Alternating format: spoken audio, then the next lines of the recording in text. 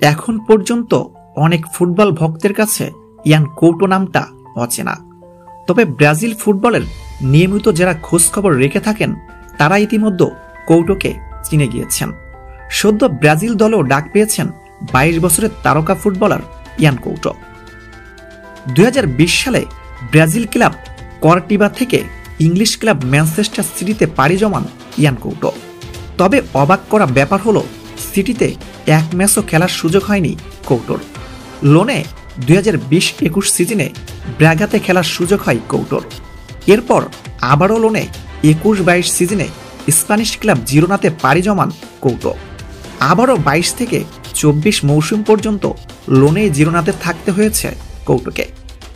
তবে এবার আর লোন নয়, সরাসরি 5 বছরের লম্বা চুক্তিতে জার্মান ক্লাব বরুসিয়া ডর্টমুন্ড ইয়ান কৌটোকে দলে ভিড়িয়েছে।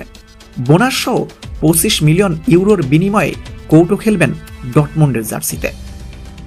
জিরোনাতে দুর্দান্ত পারফরম্যান্স করে ব্রাজিল দলে জায়গা করে নিয়েছেন। ধরা হচ্ছে সেলেসাওদের ভবিষ্যৎ রাইট ব্যাকের কারিগর হবেন ইয়ান কৌটো। ইতিমধ্যে জিরোনাতে জানান দিয়ে সুযোগ পেয়েছেন ডর্টমুন্ডের মতো নামকরা ক্লাবে।